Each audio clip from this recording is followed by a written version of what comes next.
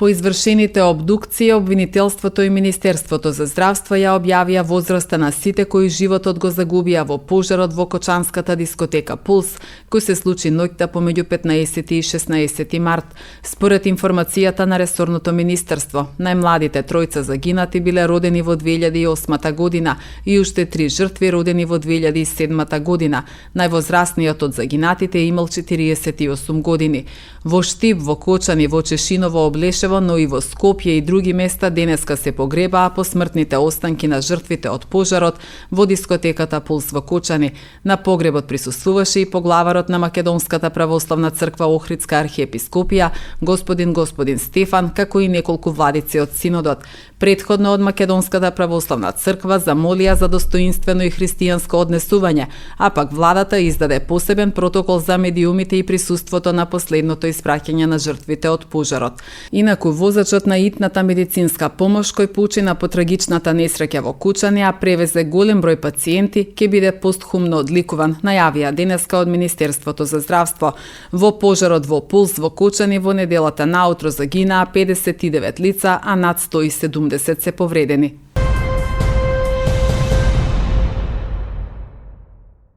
Последно збогум и за музичарот Филип Стевановски од Куманово, кој го загуби животот во пожарот во Кочанската дискотека, а денеска е погребан на градските гробишта во Штип.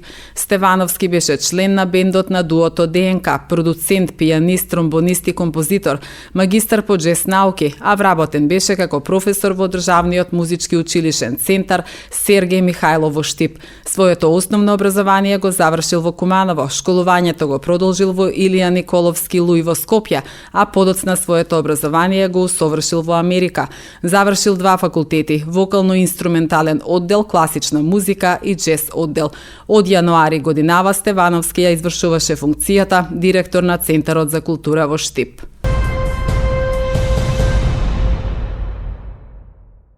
Министерството за здравство најави дека повредените во пожарот во Кучани ќе бидат подложени на токсиколошки испитувања пред да бидат отпуштени на домашно лекување. Оваа мерка е воведена како дел од напорите за обезбедување максимална безбедност на пациентите кои се опоравуваат од сериозните последици на пожарот.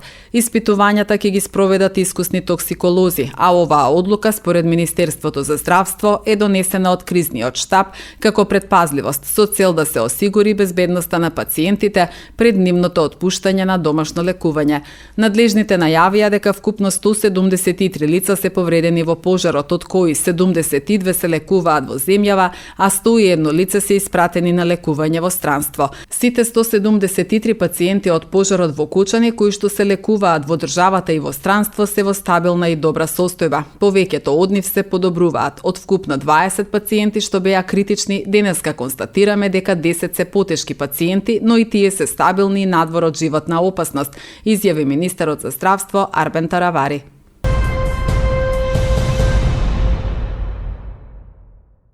До овој момент во статус на осомничени се 28 лица, од кои 3 се во болница, 18 се притворени во предистражна постапка, а против 7 полициски службеници се води истрага и тие исто така се во притвор. Доказите се собираат во изјави и во материјален облик, но и во форма на експертизи и стручни мислења од одредени области. Сите овие докази досега упатуваат на сомневање за основно кривично дело тешки дела против општа безбедност поради директно загрозување на животот и телото на лица, за што е предвидена казна до 20 години. Истражуваат и давање и примање на мито, незаконитости во набавката на пиротехнички средства, како и неколку други кривични дела, вели Љупчо Коцевски, државниот јавен обвинител во интервју за Белградска политика, а објави А1.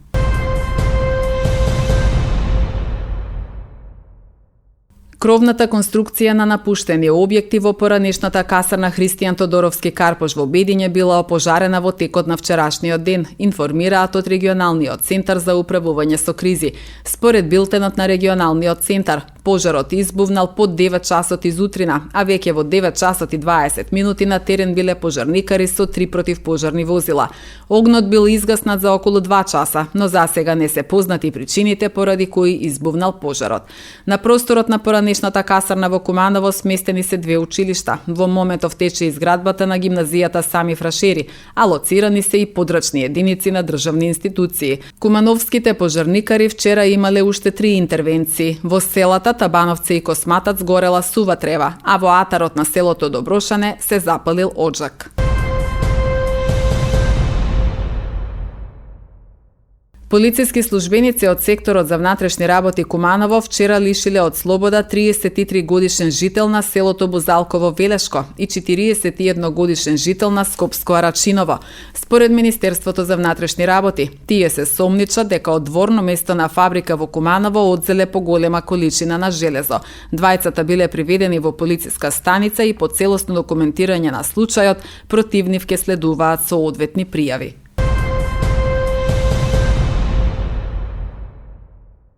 Во секторот за внатрешни работи Куманово вчера изутрина било пријавено дека настанал пожар во напуштена куќа на улицата 11 ноември во Куманово. Пожарот бил изгаснат од екипа на територијалната противпожарна единица од градов, а повредени лица нема. Увид извршила екипа од СВР Куманово, соопштија надлежните.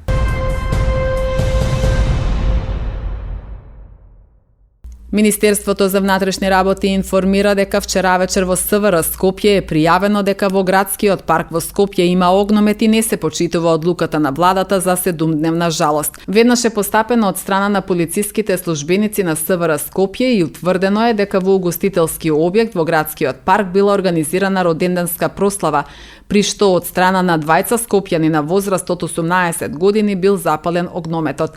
Тие се лишени од слобода и задржани во полициска станица, а по документирање на случајот ќе биде поднесена соодветна пријава, се вели во соопштението на Министерството за внатрешни работи.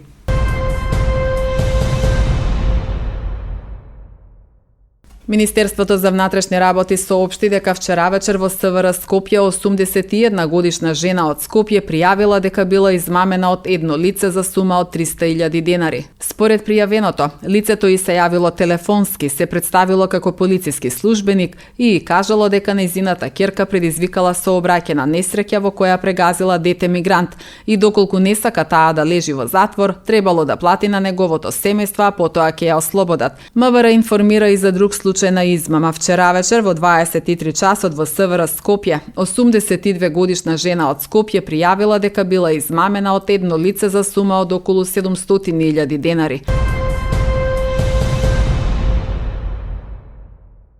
Министерството за внатрешни работи соопшти дека вчера во периодот од 10 до 15 часот извршена е акциска контрола и преземени координирани мерки и активности насочени кон сузбивање на недозволени криминални активности кои се вршат во угостителски објекти на подрачјето на Тетово и Гостивар, со приоритетна цел на сузбивање на недозволена трговија со дрога, посредување во вршење на проституција, перење на пари, коруптивни кривични дела од страна на службени лица вработени во државни институции поврзани со незаконско работење на субјекти кои вршат угостителска дејност и други нелегални активности.